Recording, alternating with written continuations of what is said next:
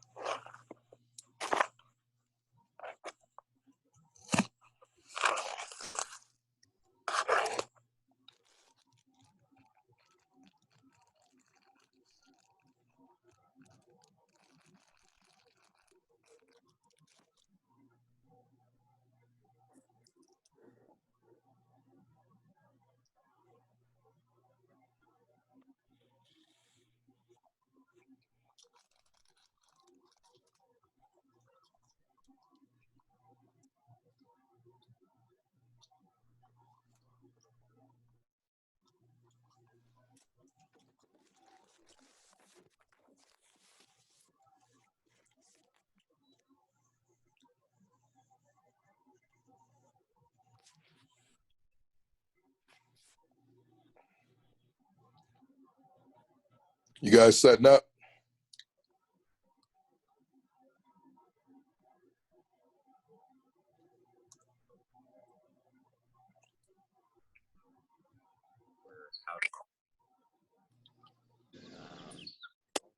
To the state, we're in the agriculture department, but it does vary a little bit. San Francisco, the city, is the only state that has a cooperative extension office. We got exiled at some point.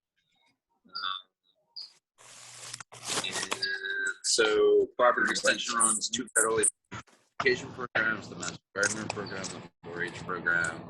Urban Integrated Pest Management focuses a lot on termites and termites, bugs, cockroaches.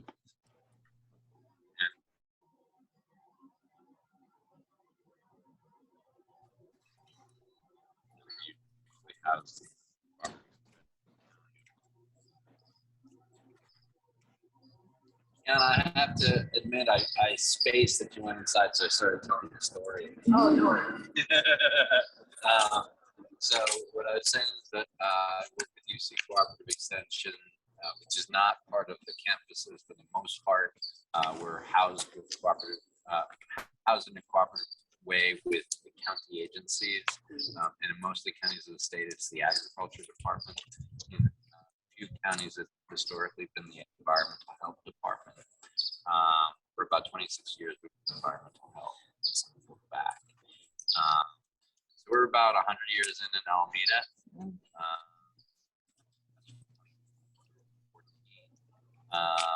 And we operate federally funded nutrition education programs, 4-H, the Master Gardener program, Urban Integrated Pest Management focuses a lot on structural pests, bed bugs, termites, and cockroaches. A lot of my focus is land access for food justice groups and urban soil quality, food safety.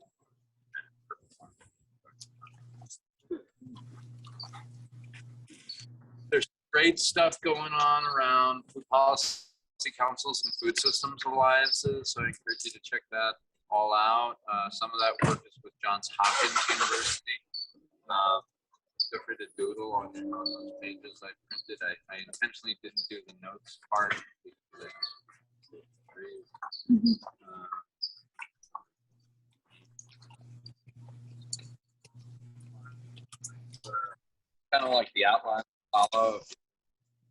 ask questions or stop me if you lose me.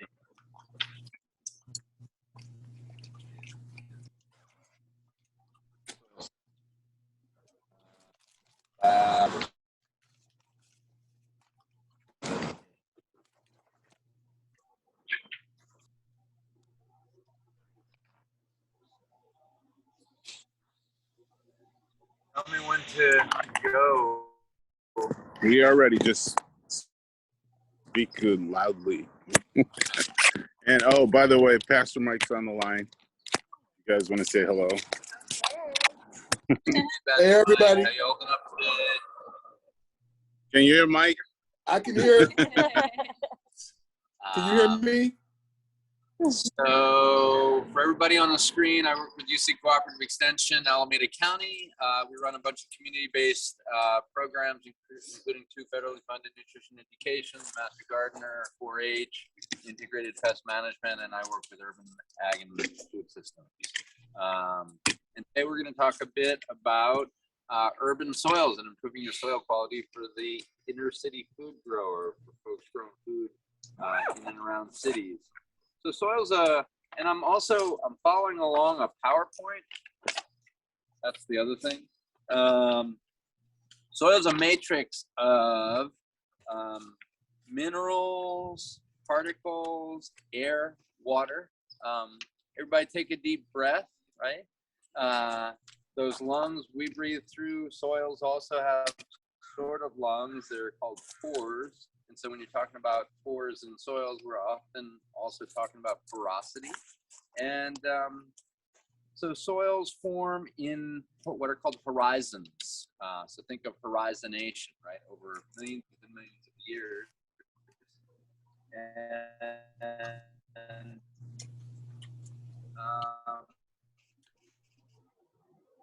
dates a lot of station and melting of the glaciers, which carried a lot of rock and a lot of debris, long distances, all the way to the bottom of the country.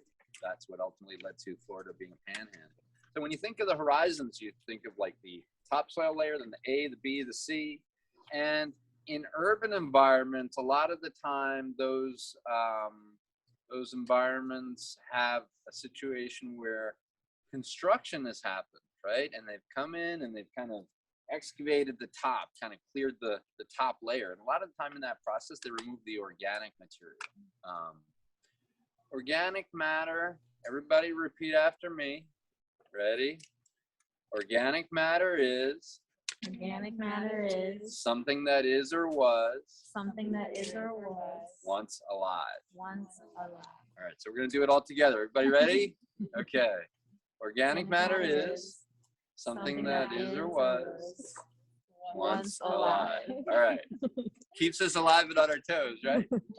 So your goal is this nice fuzzy picture on the upper right, right? Dark, rich, crumbly soil that holds water and nutrients and also specifically holds water well when it's wet, but also lets it go when it's dry. And like a lot of things in life, soils are best when they're well balanced, when they don't have too much of one thing or another thing. So when we start to talk about soils, one of the things we're trying to understand is like, how do soils ultimately help our plants to grow better, right? So what are the 4 things plants need? And don't look at your cheat sheet. Sunlight. Sunlight, okay. Water. Air. Soil has nutrients, right? Kind of like almost like vitamins for us. So that air, what part of the plant needs that air? Everything ultimately, but also think about the soil. What part of the plant needs the air? The roots, yeah. So what's happening is plants are pulling in air and they're pulling in water and they're pulling in nutrients, and the air eventually evapotranspirates off from the leaves, right? And so in that process, there's kind of like a suction of those materials going on. And so you have a little pie chart here on the middle right. So you have the soil matrix. Soil is part air, water, and then mineral particles, right? And so in the lower left on page 1, you have the soil matrix, but in a different kind of an image. You have, for example, some particles might be quartz, clay particles, organic matter, and then air and water, right? And how well a soil holds water and nutrients is in part also a function of its various indicators, its physical, chemical, and biological indicators. So we're going to talk about this all in the lens and optic of indicator. So when we talk about an indicator, what's an indicator? Like reading a book, right? Something that tells you something, right? It indicates something so that you can understand it, you can assess it, and then you can do something about it if you need to improve on it, basically, right? So pretty basic, right? So in terms of soils, we're talking about physical, chemical, and biological indicators. And some of the physical indicators include particle size, so soil texture, and also porosity, how much airspace you have. And then some of the chemical indicators might be like pH and electroconductivity, or EC, is sometimes talked about in some situations. And then biological indicators might be like, do you have some living organisms in the soil? Are you seeing worms? What kind of critters are you seeing? At a microscopic level, it might be what kind of microbiota you have, right? And so the first thing we get into within all that, hello, welcome. Hi. First thing, oh, here. Yep, cheat sheets. And so the first thing we get into with all that is the particle size, right? So you see 3 particles on the lower right in the PowerPoint slide, right? You have gravel on the left, and then sand, silt, and clay.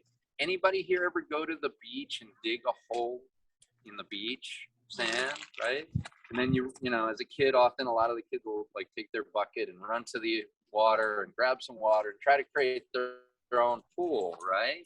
And did the water stay when you poured the pool into your hole that you dug, right? A lot of the time, water would go where? Up, down, sideways? Go down, right? And so that that sand would allow for a lot of drainage, and that was because there was a lot of pore space in between the sand particles. Right? So of these 3 particle size, kind of ignore the gravel on the left, right? And the sand is the biggest of the 3. And actually, I did forget something. So sand, silt, and clay are the main distribution of particle sizes, right? And the thing that I forgot to bring was a large jar with which I would add water and soil to, and we would shake, and sand, silt, and clay would fall out of solution. Which do you think would fall out first? The sand. Yeah, the biggest of the particles, right? And it would. This is a home exercise you can do. Sorry, I forgot that. This is a home exercise you could do. You can get a quart-sized bottle from a 99-cent store. You probably will never use it for anything else again, so save it just for your soils, right?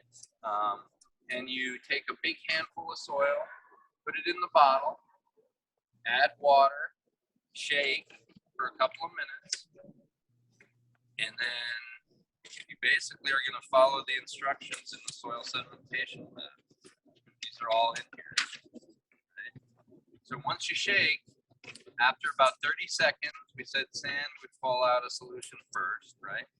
And then within about 3 minutes, the next layer that you would see, and these become visually, you can actually see them with your naked eye, right, into the jar. You would get a silt layer. And then over the course of like 2 hours to 24 hours, you get a clay layer. And the last would be the organic matter at the top. So when you get a heavy rain, if the soil isn't covered, the lightest thing was what in those 4 things I just identified in the jar? The last thing, your organic matter, yeah. So if you have no cover on the soil, right, your nutrients go where in a heavy rain? Downstream. Down slope. Exactly. So think about that, right? When you're managing soils for your gardens or farms, right? Is the soil covered? Sometimes in large commercial agricultural parts of the country, or even like East County Alameda or Eastern Contra Costa County, you'll go out there in the middle of the winter, and sometimes you'll find crop fields with absolutely no cover crop on them at all in the middle of the winter. And so when it rains, if there's a slope, they'll go potentially sideways, those particles, those nutrients. If it's flat land, it all goes downward, but it doesn't stay. It's not protected. You've got essentially a lack of cover on the soil. So when we're using mulches, that's another thing, is we're ultimately kind of keeping the soil covered over time as well. So we got into a little bit of physical indicators of soil quality, so soil texture.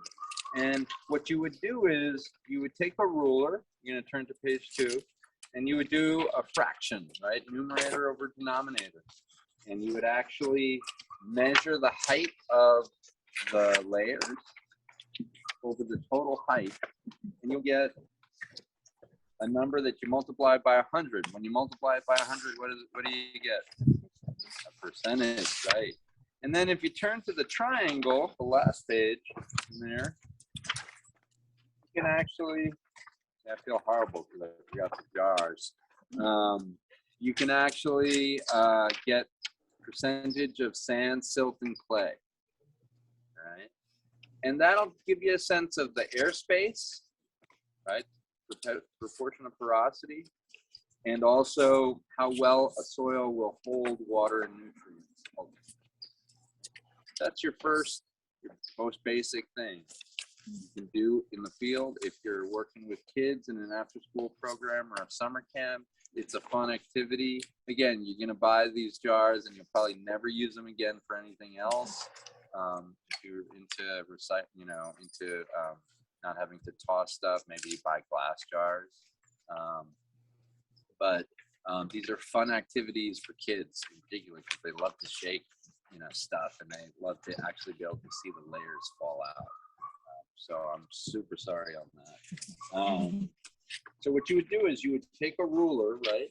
And you would start at, let's say you got your first fraction for sand was 30%. Maybe it was like 20% for silt. And you would just follow the lines from the bottom of the triangle to the parallel of the silt at 20%. And then over to the left to get your percentage clay. Let's just say you had a clay loam or a sandy clay. A loam, for the most part, is just a mixture. It's just another word for mixture. Right? But like I was saying before, balance is the key thing, right? So having too much sand, you think it'll hold water? Not so much. Get too much clay, you think you'll have a lot of water holding capacity? Right. And so having a nice balance of sand, silt, and clay across the board, 25, 35%, something like that for each one, will give you a nice, well-balanced, rich mixture, rich loamy soil. Adding compost on a regular basis over time will improve the soil quality in terms of water and nutrient holding capacity, and also ultimately will improve the biological life of the soil as well, and help the soil to hold water well. Go back to the power.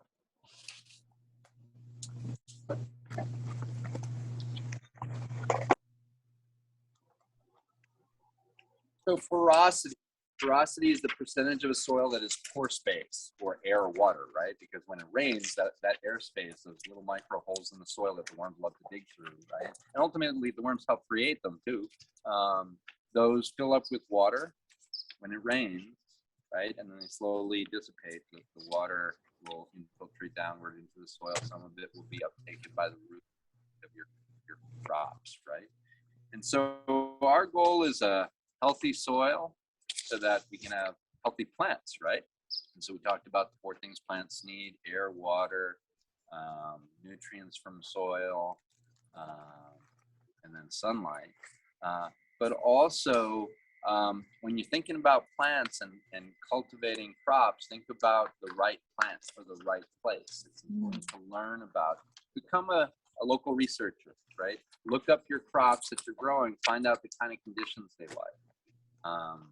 Do they like a certain kind of soil pH? Do they like a certain kind of mixture of soil? Do they like more drainage or less drainage? So do you need more of a sandy soil or more of a clay soil, for example, right? And then think about, put yourselves in the minds of the plant, put yourselves in the minds of the soil itself. And it sounds kind of cliche, but it's almost like, yeah, be one with the soil, right? This image here will give you some sense of water movement through the soil, right? How compact and how layered that soil is, how much clay it has, and the particle size itself will give you a sense of how well water will flow through it, right? So think about soils in terms of soil structure. If it has, again, too much sand or too much clay, you've got a little bit of an off balance.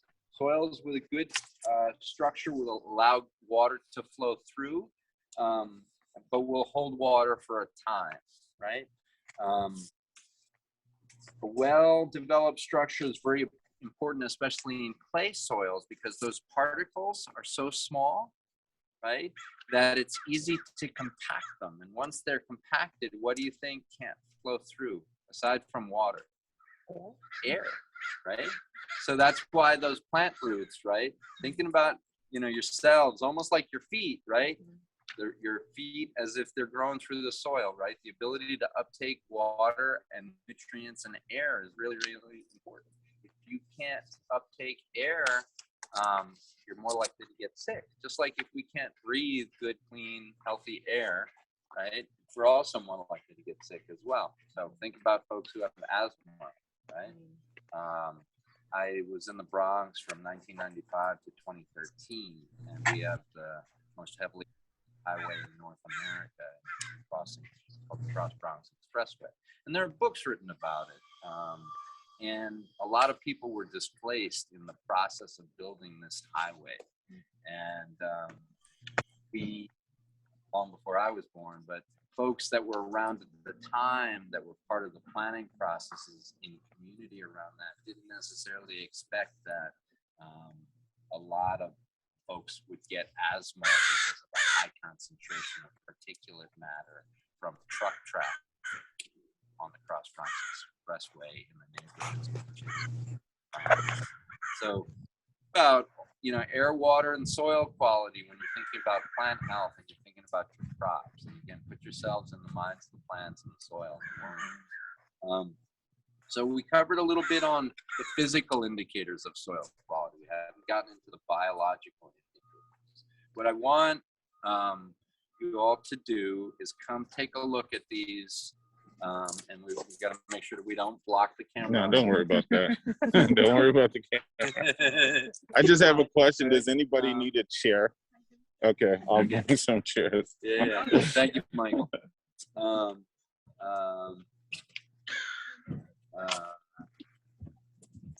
So in looking at the soils, I want to wait.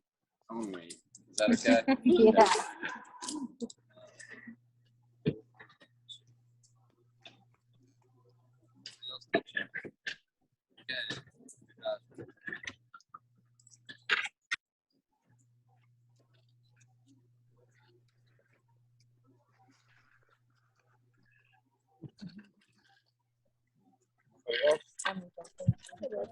More up there. I didn't know you had rolling chairs. Deep, Mike. So in taking a look at these soils, what's the first thing you notice with your naked eye? Color, absolutely. So as a generalization, one can say for the most part, again, as a generalization, don't forget that, that soils with a darker color are generally richer in organic material, generally higher in nutrients for the most part, right?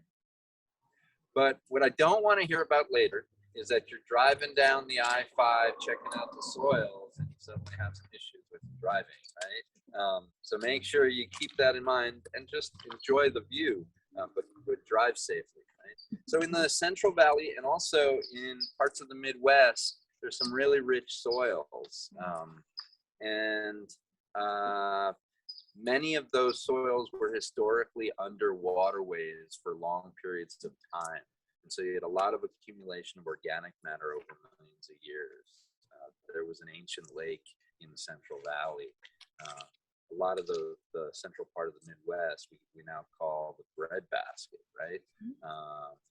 You have very, very rich, deep topsoil, some places as deep as 6 feet or more. And so think about that accumulation of nutrients over long, long periods of time. And know that the darker, the richer nutrients, richer in organic. So, and then the other thing you can do is come on over and touch the soils. Feel how gritty it is, how blocky it may be, how soft it is, how sharp it is, how edgy it may be. You all can come over to what you want. Don't do that.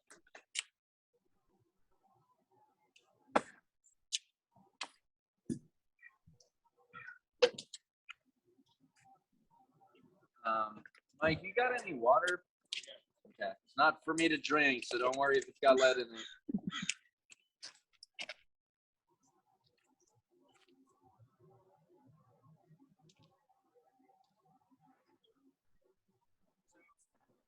It's a very, very high clay soil. You think roots would be able to grow through this pretty well? Probably not. Thank you.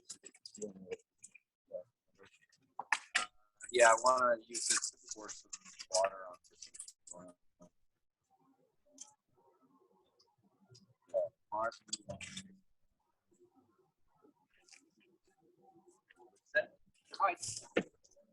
So you'll notice that this one is a little bit like kind of like sharper, and this would eventually break up, right? These harder pieces would eventually break up. Yeah. But it's very, very high in clay, right? So air and water won't flow through it very, very well. And you need some clay, but you don't want too much, right? It's like anything in life in excess is not so good, right? So who wants to get a little bit soiled? All right. Okay. All right. Cool. So he's going to bring some water. Why don't you take, maybe have a second person, anybody else also? Okay. All right. So maybe one person takes some from this one and one from that one, or that one, you can pick. And the idea is grab a handful and hold it over the plate. And maybe if folks want to circle around, it'll be a little bit easier, right? And first squeeze it, right? Feel how well it holds together or doesn't hold together. Does it begin to take the shape of your hand or not? Okay. When it's dry, and it may or may not. Right. And then somebody got a steady hand? Would you be a pour? Oh, yeah. I'll switch it to the leaking. Oh, okay. No.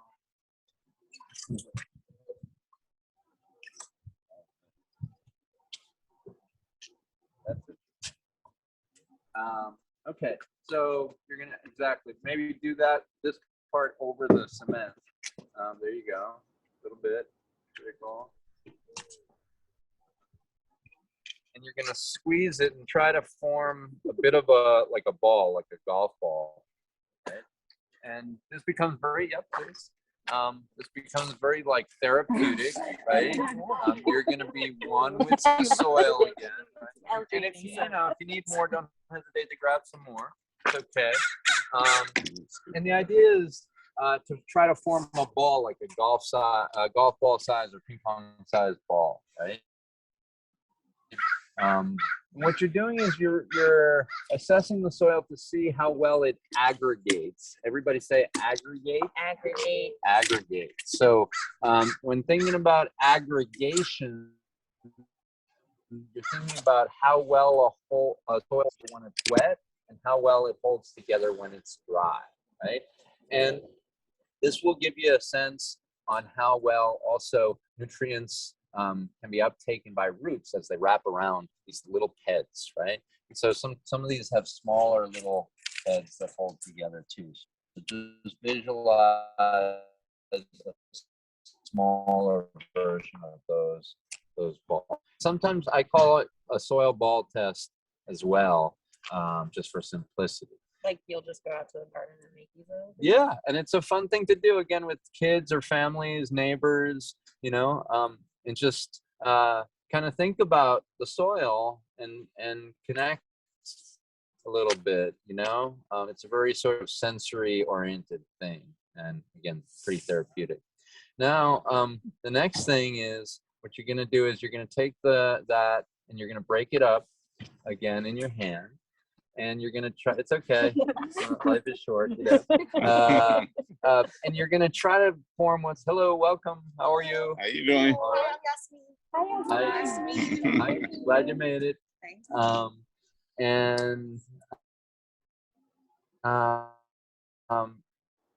So you're going to try to do called a ribbon.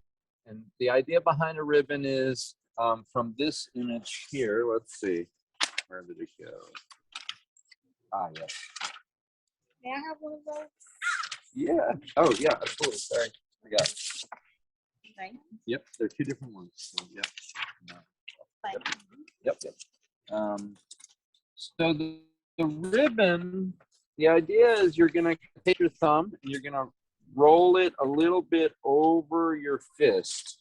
So it starts to look, some of them will start to look like that. So this is called the ribbon test. And if you were in the Central Valley, and you might need a little more of your particular kind. If you're in the Central Valley, right, or in the Midwest where there's a lot of topsoil, right, that ribbon, and it'll take a little while for the water to really kind of grab onto those particles. That ribbon, sometimes you can get the ribbon to actually hang over your fist, and sometimes it'll even hang off, but not break off, not fall off, right? So that again is called aggregation. We're going to do it one more time. Everybody say aggregation. Aggregation. All right. So again, how well soil holds together when it's wet and also when it's dry. How well those particles will actually kind of clump, right? Again,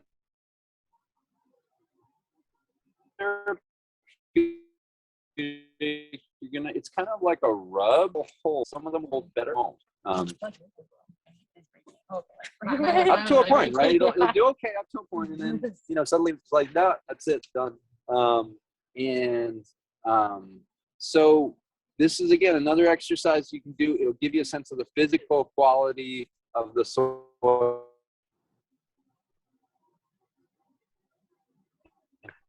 How it holds together. So again, we're on the physical indicators. Just to jump to the, put that soil back on the plate and clean up paper towels. If you want to pass the paper towel roll around. And you could also wash off if you want. Hello.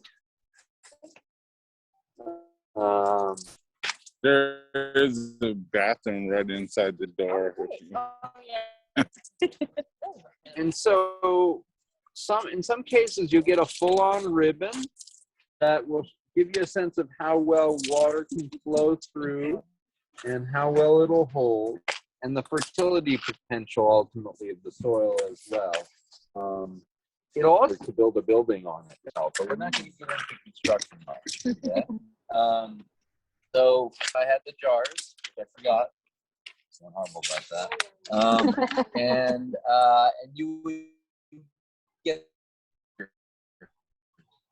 right. So you now have a percentage of sand soaking clay. You can see in the jars vertically, holding it up to the light. And this is also an exercise you can do. Sure. Etc. in your guard arm spaces, right? So those are the physical indicators of soil quality. We did the color test, right? We did the bulk test, we did the ribbon test, the general soil texture test. So you can do that at home now. Okay. And then chemical indicators of soil quality, right? We dive into something called soil pH, right? Anybody here like to eat blueberries? All right. Anybody know what kind of soil blueberries like from a pH perspective? They like a slightly acidic. Goji berries like a slightly alkaline soil. So right here you have a scale of 0 to 14. That's the pH. And towards the middle, roughly between a 6 and 7, is a bubble. And like a 5.6 or 5. Right? Think of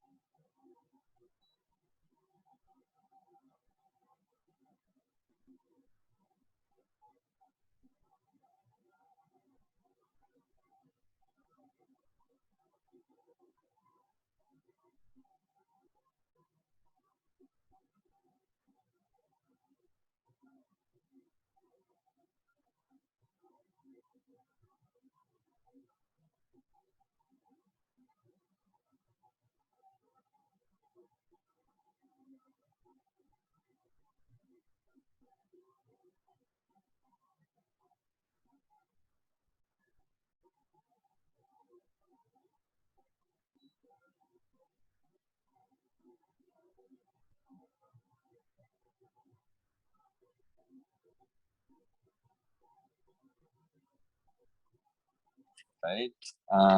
Also sodas at times, right?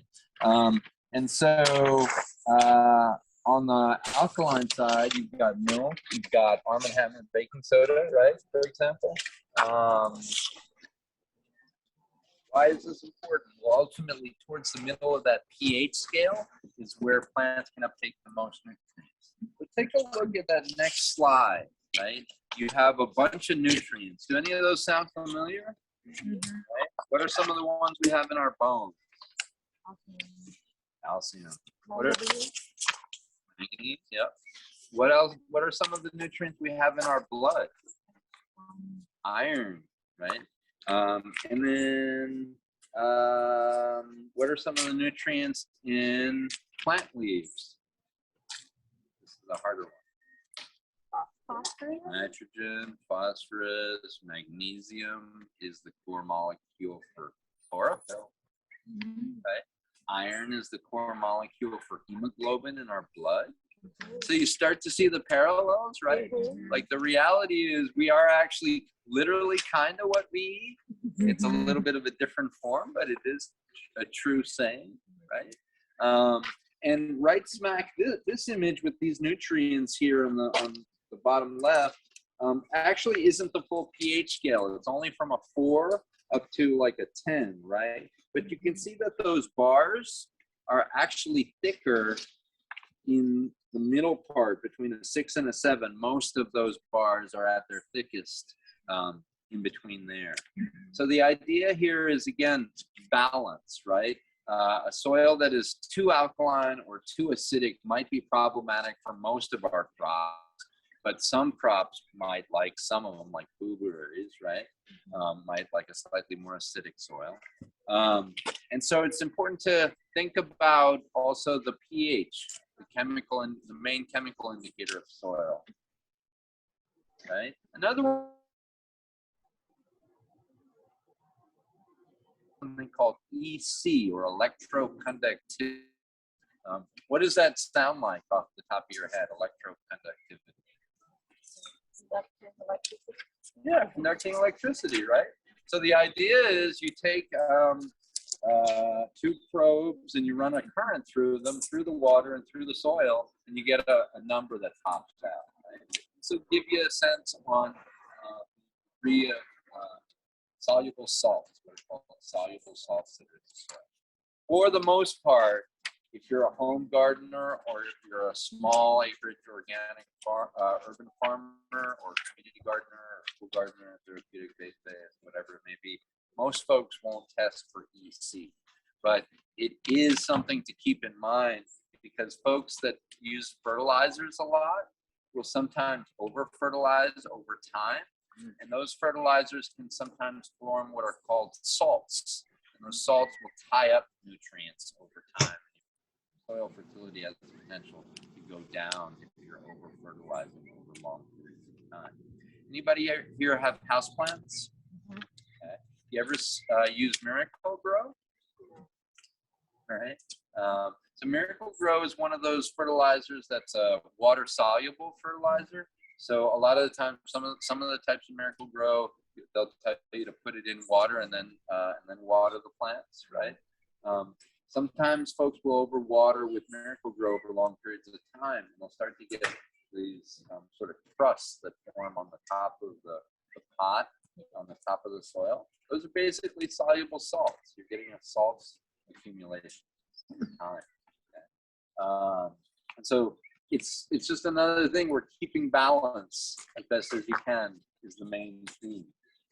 Okay, and then so the macro and micronutrients on this fertilizer package on the lower right, you got NPK. What are NPK? Exactly, nitrogen, phosphorus, and potassium. Is that the whole story?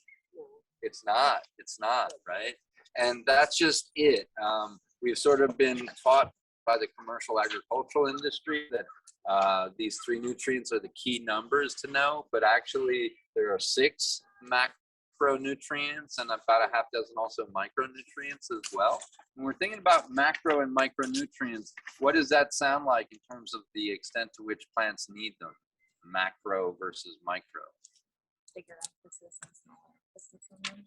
Exactly, right? So the macronutrients are more needed by plants and the micronutrients are less needed by plants.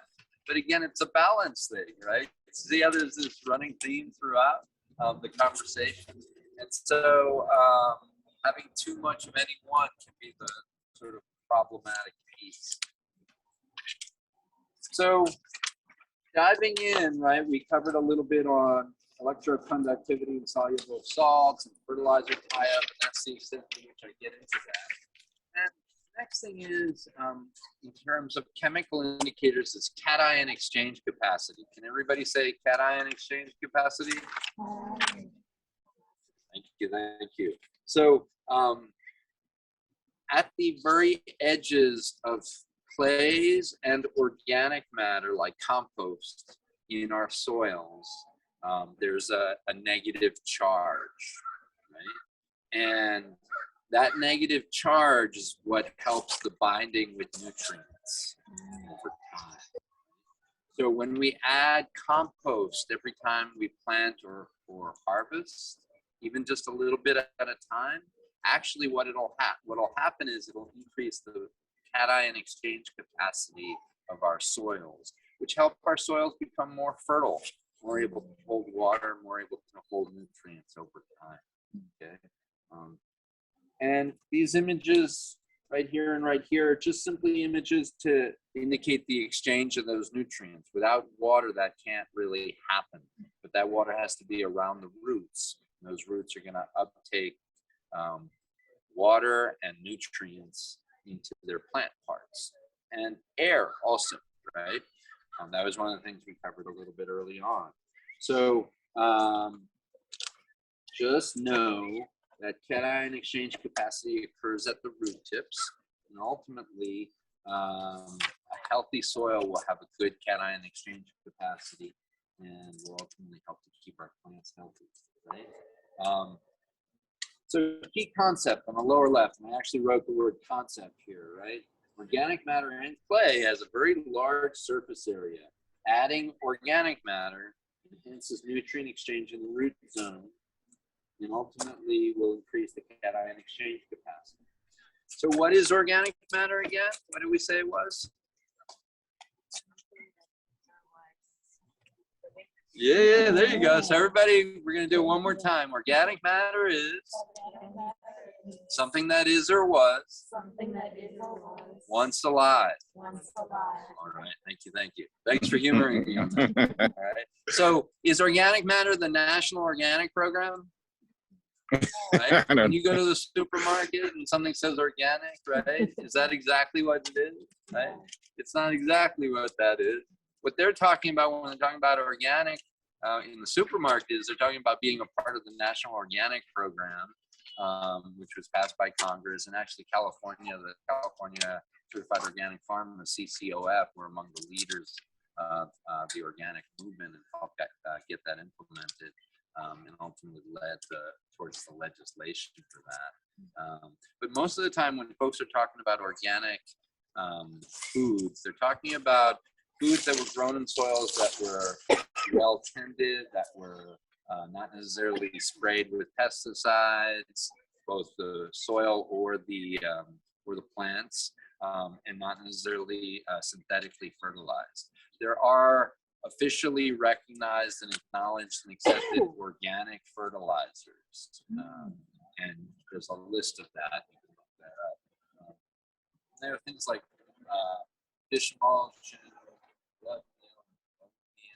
the thing to just do is when you're using these products, if you're going to use them, read the package, read the instructions. Think about what the plant's needs are based on what we've gone through, right?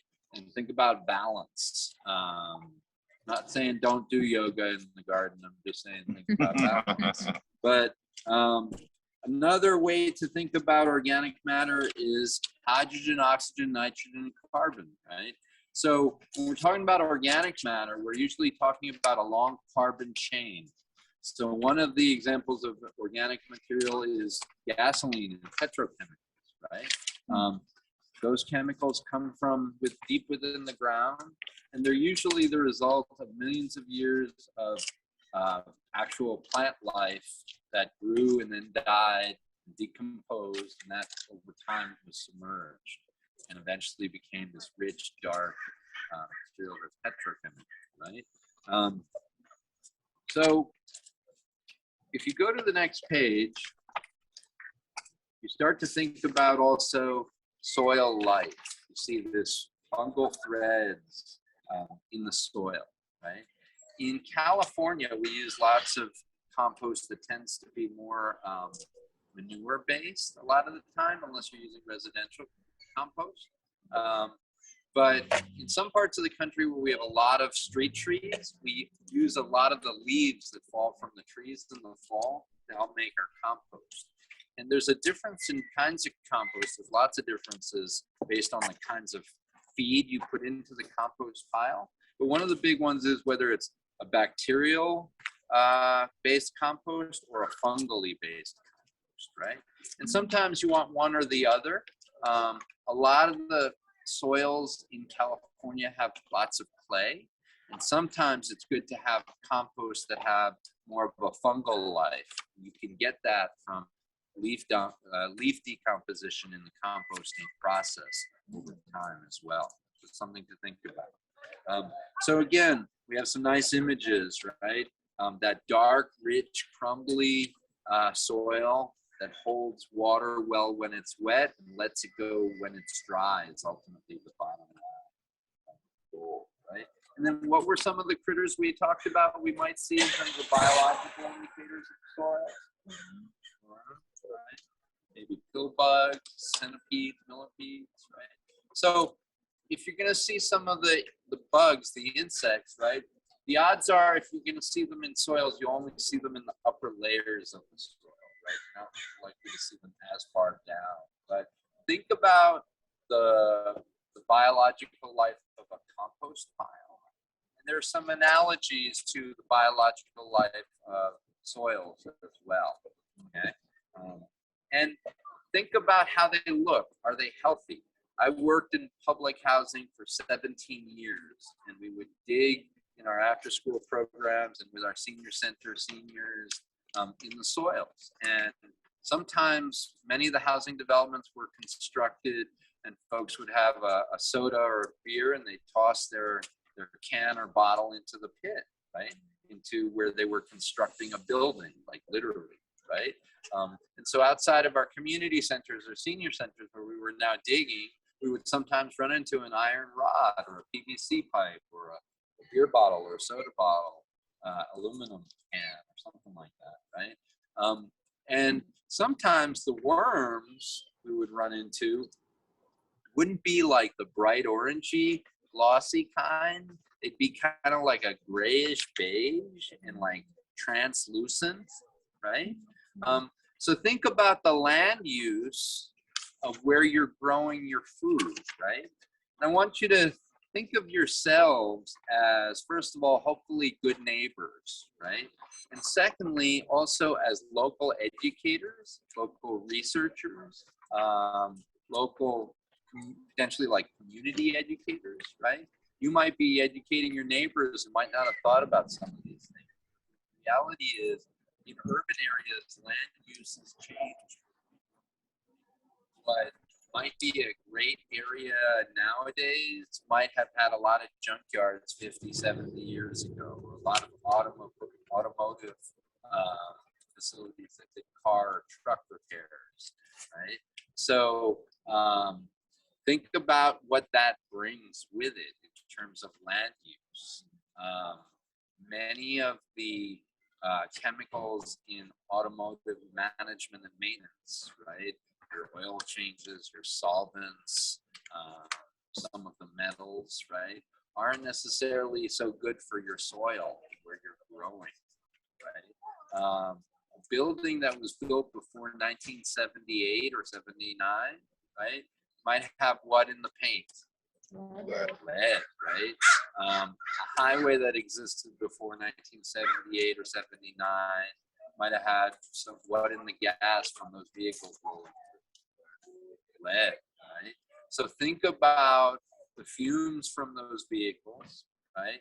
Where that went, not just in the air, but also the particulate from that, especially truck traffic particulate. And then what was the neighborhood like? Again, a Bronx example, for better or for worse, right? In the I think it was 76 or 77 World Series, Mike was alive, I wasn't. The Yankees were playing. The announcers were talking about how the Bronx was burning. Right? What was happening in low-income neighborhoods all over the country, and mostly neighborhoods of color, diverse neighborhoods, was that building owners and sometimes house owners were burning the homes because the insurance value was much higher than the actual value of the homes, because there was lead in the paint and in the pipes, and it had been found that lead was a toxin, and that lead was getting into our bodies, and especially the bodies of kids and seniors.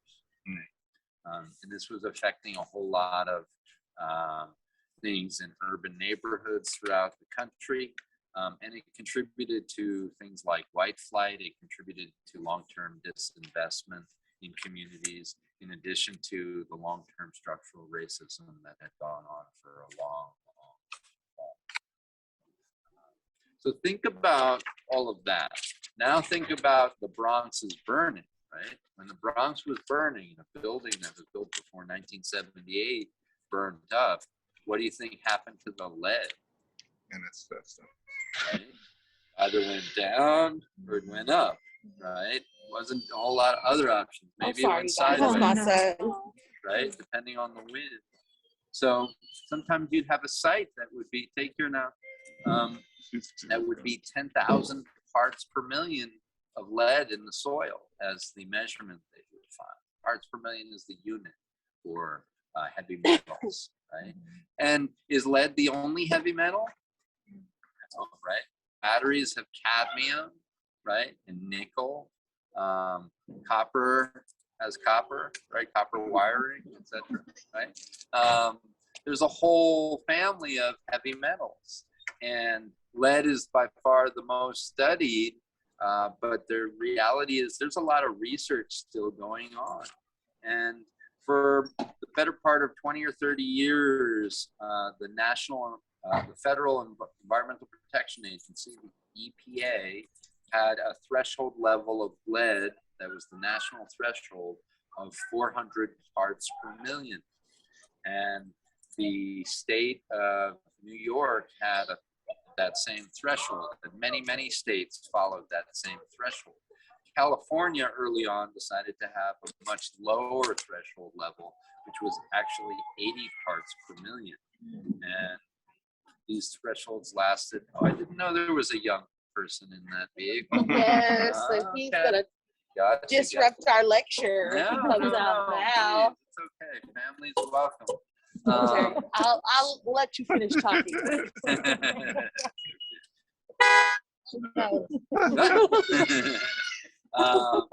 And so when we think about where we're growing produce, right, we have to think about also the site history, right? What was the site before?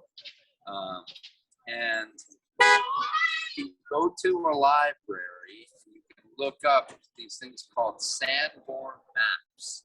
And Sanborn maps were maps of neighborhoods from about the 20s or 30s into the 60s or so. You can actually find out based on zip code and based on block and address what your site was before. And you want to understand your site history because you want to understand what to test for, right? Many soil labs these days will test for soil nutrients, soil pH, and cation exchange capacity, and percentage of organic matter. But and many of them will test for lead. Not all of them will test for all of the entire suite of heavy metals. You ever heard of vanadium? Mercury, right? If you're testing for mercury, your soil tests are going to get way more expensive. So I'm also trying to save you some money, right, as well. Similarly, if you manage your soils well, you may need to fertilize less. And so again, not giving the fertilizer companies money if you don't need to, saving for your families and your well-being. So think about the site. Was it a junkyard? Was it a 3 a.m. dumping ground? Was it a dry cleaner? Was it a gas station? What was the land use type 20, 30, 50 years ago where you're now having a nice building, potentially if you can afford the rent or the lease or the mortgage, right? And potentially growing in those same soils. Keep in mind, you'll need to think about the practices of how you're growing. If you've got soil contaminants, you may want to just raise beds, build planter boxes, and build up and not disturb the soil at all. If you're at or near the threshold levels, and listen to Mike's things that send around to the class, but if you're at or near threshold levels for your contaminants, you may want to follow certain practices like mulching, like drip and inline irrigation. When you're watering your plants, right, if the soil is bare, right, that pitter patter onto the soil particles upsplashes other particles onto the undersides of your leaves. What are some crops with deep veins in their leaves? Chard, collard green, Savoy cabbage, spinach, right? Those particles like to stick to your leaves. Right? If you have tested your soil and you know that you're at or near threshold levels, but you're not necessarily well above threshold levels, As long as you follow practices, you can remain pretty safe.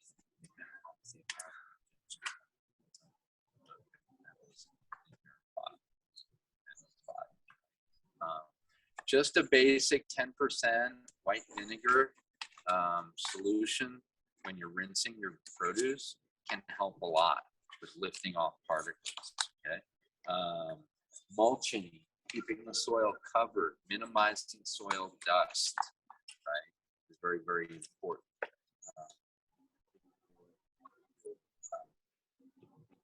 Leafy greens. How about like hairy fruits? What are some hairy fruits? What's that? Kiwi, yeah. Peaches. Did you say peaches? Yeah, well, a little bit. Some strawberries do have some, yeah. And you can actually catch some particles on strawberries. Absolutely, right? So think about those, and then think about the ecology of the situation. Woody crops are less likely to uptake contaminants, but if you've got a soil dust issue because the soil is uncovered, then the wind blowing it onto your peaches or strawberries might be a concern, right? So think about all of that, because you might not be putting yourselves into your plants' minds and your soils every day. Okay, so we're pretty much wrapping up. Last piece, soil compaction, right? I want you to think about the design of your growing space, right? Can you or your kids or families be able to reach to the center of the growing bed? You have to step into the plant area where the roots are growing. What does that result in when you're stepping on soils that have roots under them, right? What happens to the soil? Yeah, it gets compressed, gets compacted, right? And so what happens to the air and water flowing through that? Not as much. So uptake air and water, not so much, right? And high clay soils get more compacted more easily, generally speaking. So again, starting from the top, doing your basic, what's the color like? What's the ribbon test like? What's the soil sedimentation test? What's the percentage of sand, silt, and clay in your soil? So you can understand how well air and water flows through. And then also designing your spaces so that your growing beds are no more than 5 feet wide, or 4 feet if you're dealing with primary schoolers, or 2 feet if you're dealing with pre-K or K kids, right? So that you and your family or kids can reach to the middle of the bed to harvest and to plant without necessarily stepping into the space where the crops have their roots, right? And so ultimately, keeping the plants healthy by not stepping on the soils and roots is key. And then do things like think about cover cropping in the winter, right? In the late fall, early winter, you can lay down, there are various kinds of cover crops. There's veg, clover, and sometimes they can even be pretty. There's a whole bunch of different types of cover crop based on the type of what your goals are for improving your soil over time. And those will keep your soils covered. They will protect the soils from the winter rain. They will help to hold nutrients. And then in the late winter, early spring, as they're getting ready to start to flower, you might cut them down and then just kind of take a fork and wiggle them in to get them loose from the roots. You don't necessarily have to turn them in all the way. But when you're first starting with an urban farmer or community garden, the first couple of times, you might need to turn the soil. You might have stuff in there that you don't know about till you dig, right? Do a bean test, right? Get some beans, get a cup, take some soil from your spot, take some potting soil like this stuff, right? And plant some beans into those pots, into those different soils, and compare them and label them, right? When you're getting your soil sample, actually make a map of where you took your samples from and be able to go back and identify Okay, lab result, page 1, analysis. This was for sample 1A. This was for sample 1B. Next page was sample 1C, so that you can actually identify, okay, where is the differences, right? And maybe across that fence line right there was a dry cleaner 50 years. Maybe there was a junkyard or a gas station, right? And so noting the differences, and if you know the site history of the surroundings, you also can have a sense of how deep you have to go in terms of what to test for. Sometimes you can get a sense of what kind of chemicals to test for also as well. So with that, it's been great just talking with all of you. You're growing veg crops. Think about straw in California, but if you're on the East Coast, you might have more access to hay, right? And if you're thinking about pathways, use wood chips, right? If you use wood chips on veggie beds for a short period of a couple of years, those wood chips will tie up some of the nitrogen in your soil. But over time, they will decompose and improve the soil. So it's a balance again.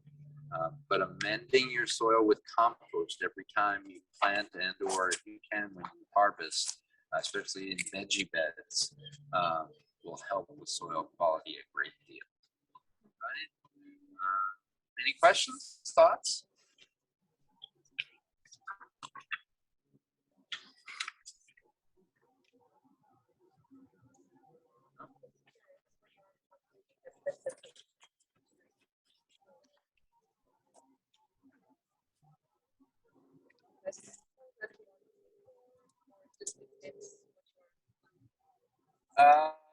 Yeah.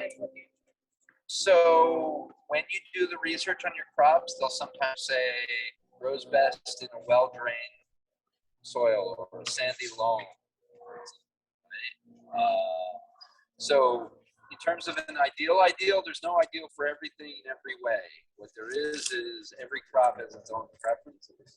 But if you have a rough proportion of 25 to 35% of sand, it's the same for silt, the same for clay, and a decent amount of organic matter, and the soil is fairly well mixed together, then you can have a nice soil and healthy plants.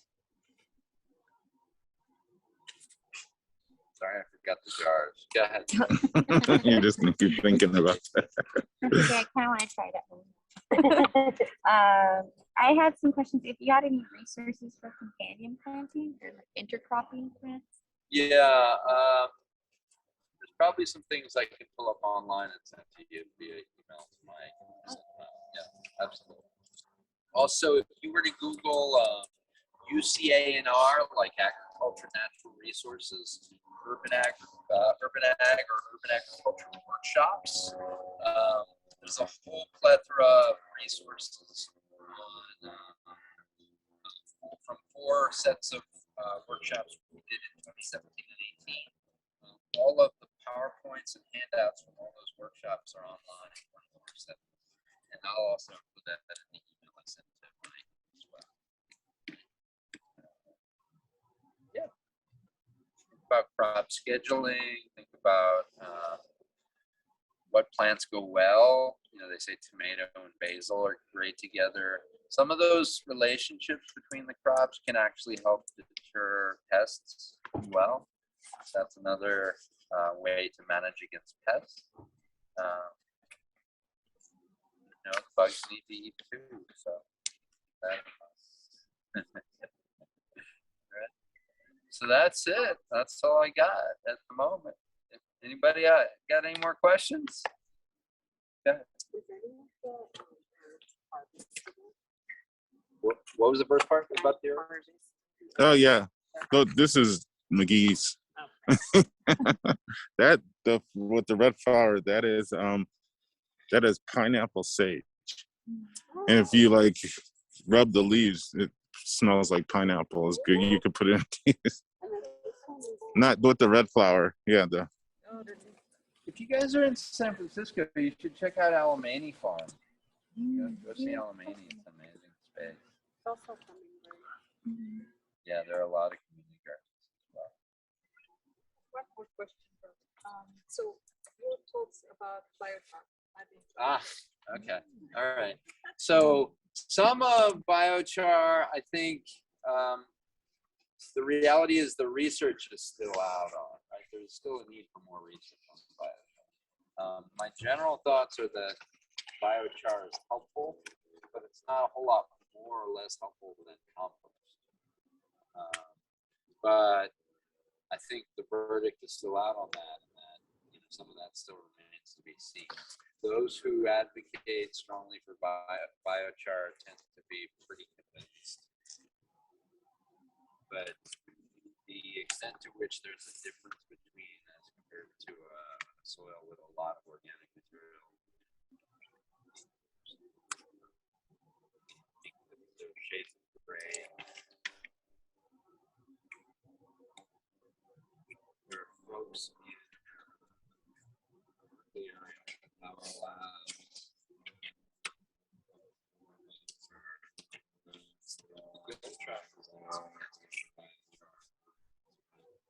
got surface of the track on Sundays. So,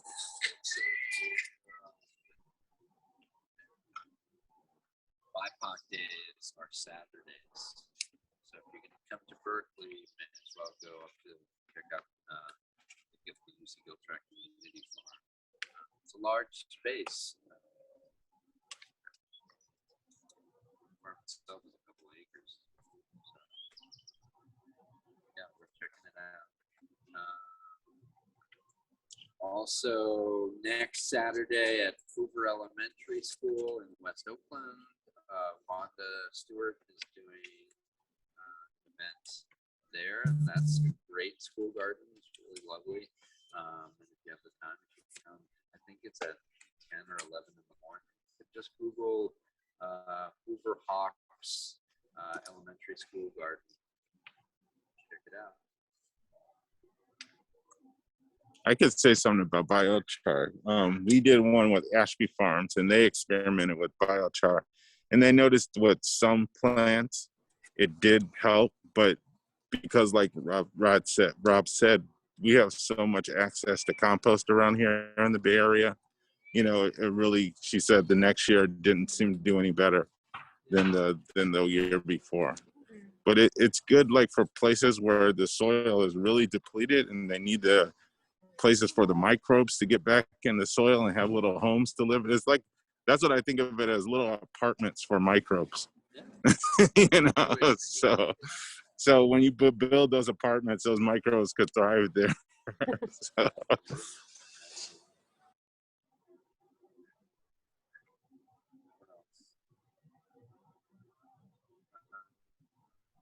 That's about it. Yeah, Alamany Farm if you're in San Francisco, because they've got some great veggie beds, but also they have a lot of fruit trees on the slope as well, and they have a nice pond, and a lot of their activities are on Saturdays. Checking out. Community gardens just down the block, they might be open. Go ahead. I was having a conversation with the lady, but we didn't really get into it because I don't know who she is. But she was talking about, we were talking about soil, and she was talking about how like our soil is disappearing.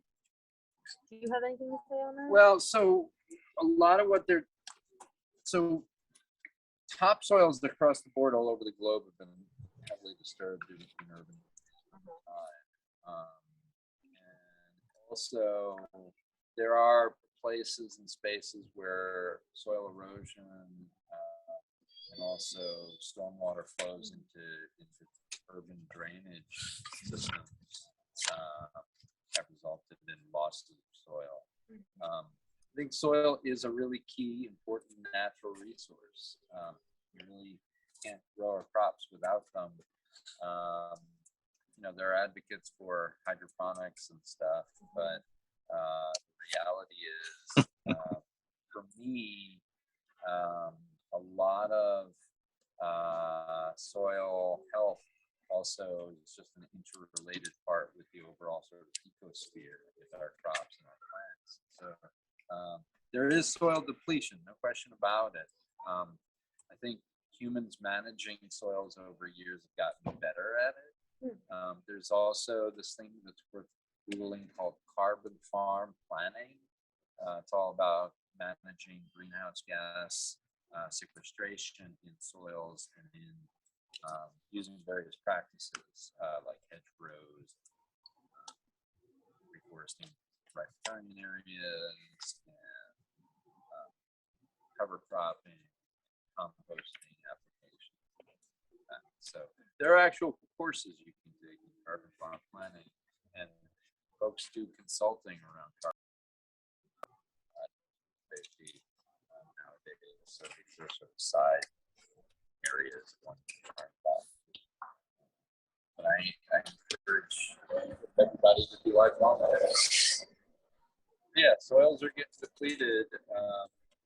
Also think how much they're not covered, you know, is a key thing. But we don't lose from sort of erosion and leaching.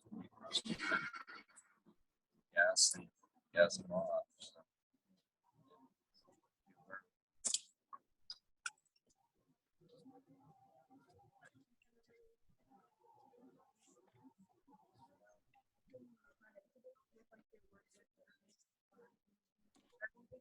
But I was one question was like using some killing practices.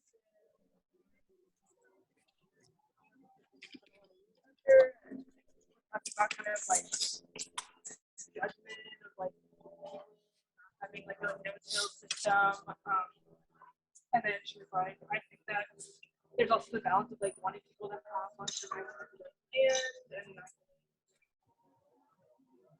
being able to like manage that. So I was wondering, like, do you ever run into that, and like, how do you advise? Yeah. So if you till a lot over time, you have the potential to deplete the soil. Think of it as disturbing the soil, right? Because you're really kind of like taking a fork, getting in there, and like giving it a turn over time. The more you do that, you'll increase drainage a lot. You have the potential to strip nutrients from what are called soil colloids. They're basically like the matrix of the soil, for the most part, is a good way to describe it, in column kind of form. And so to the degree you can reduce tillage, generally, that's a good thing. By the same token, the person you were speaking with may be intensively growing. Weed pressure is a thing. There are a lot of folks out there in the world nowadays that talk a lot about permaculture and polycultures. And I think some of the solution is being able to grow multiple crops in a small space and doing sufficient crop planning, you know. As humans, we tend to want to like dive into stuff. It's a very common thing, especially if you interact with older folks. Folks get spring fever. They don't always self-recognize, but it's a natural thing. Folks recognize over time that like as the temperatures warm up in the early spring, they want to get outside more. They want to get into the soil. They want to get their plants in the ground. They want to start their seeds, that kind of a thing. And in the process of that, we get enthusiastic, right? This is part of the human paradigm. And there's a lot of good vibrations that come from working with plants and soils. So it's a pretty natural thing to want to do these things. But keeping the soil covered and going through planning processes. Okay, I have a 20 by 20 plot. What am I going to grow this spring? What am I going to grow this summer? What am I going to grow this fall? What can I grow in cycles where as one thing is just about ready to be, as one crop is just about ready to be harvested, I have other crops kind of coming in underneath. And when you have multiple layers of crops and or you're planning successional plantings, you can actually minimize weeds by creating competition, because the plants that you're planting are shading the soil that might be where your weeds germinate, right? So just think about like companion planting, successional plantings, interplanting, and also crop planning as a way to prevent the need to weed. The other thing is use mulch. I mean, straw on the West Coast, hay on the East Coast, wood chips in the walking pathways can actually reduce your weed germination significantly. And then a lot of folks nowadays do what's called sheet mulching, where you take cardboard and then you put wood chips over it. Sometimes some folks will take compost if they have extra compost, and then put wood chips on top of that, both on top of the cardboard. So those are ways to just manage against weeds, but don't think you'll ever be completely without any weeds. You know, weeds lay lots of seeds. They've sort of evolved naturally to release lots of seeds. And in soils that have been in one place and undisturbed for a long time, you'll sometimes have a seed bank of weed seeds. And so it's pretty normal when you first turn it, you'll sometimes get germination of those weeds initially. So to me, it's like, as humans, we ought to go to school. We ought to wake up in the morning and take a shower and get dressed, eat something. You know, we kind of check the boxes of the things we have to do. In the garden, it's like you should probably amend with compost somewhat regularly. You might have to do some weeding once in a while. For us as humans to think that we won't have to go through the growing pains of basic processes for any of those examples, right? It's sort of like, it's almost like human egotistical, approaches. That's so I think like weeding should be therapeutic, just like doing the ball test, or the ribbon test with the soil, just think of it as like something you need to do. And don't overthink it, and then as farmers, your time is the most valuable, right? It's your most precious resource aside from the land itself.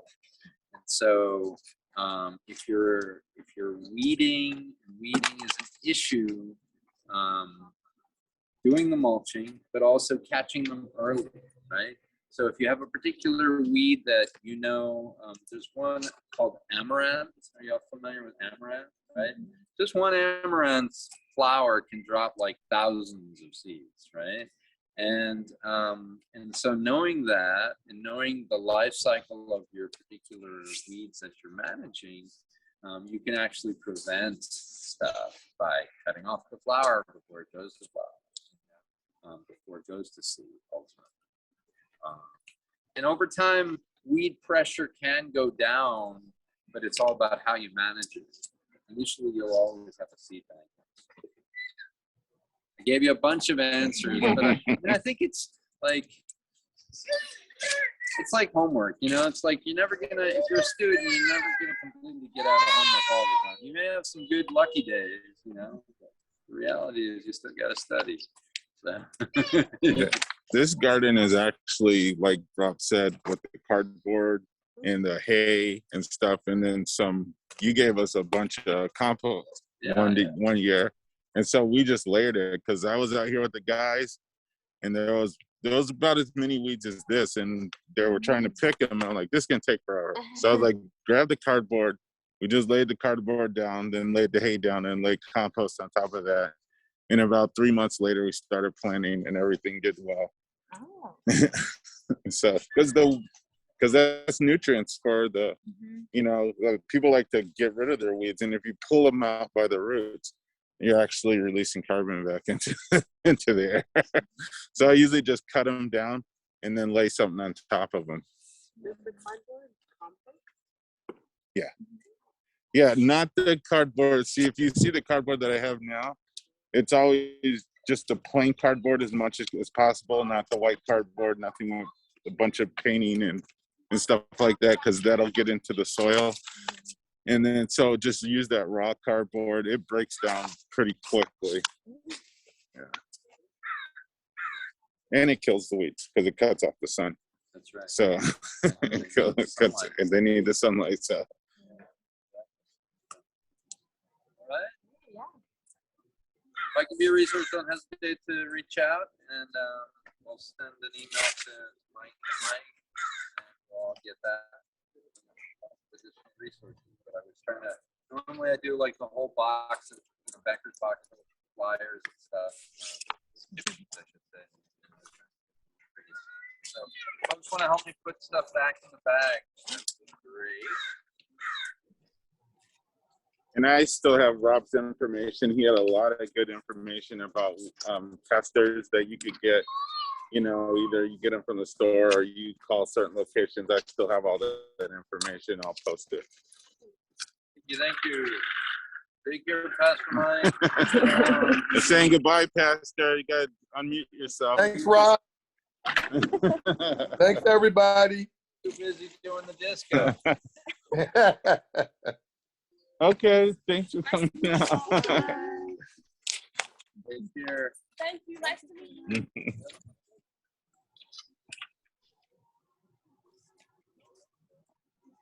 Please just go in there. I'll take them. Don't Are you care. Yeah, I'll be here for a minute. So you don't have to worry about that. I'll get it. Okay. All right. Thank you so much. All right. Have a good one. All right, Pastor. I mean, All right, Mike. I'll see you later on.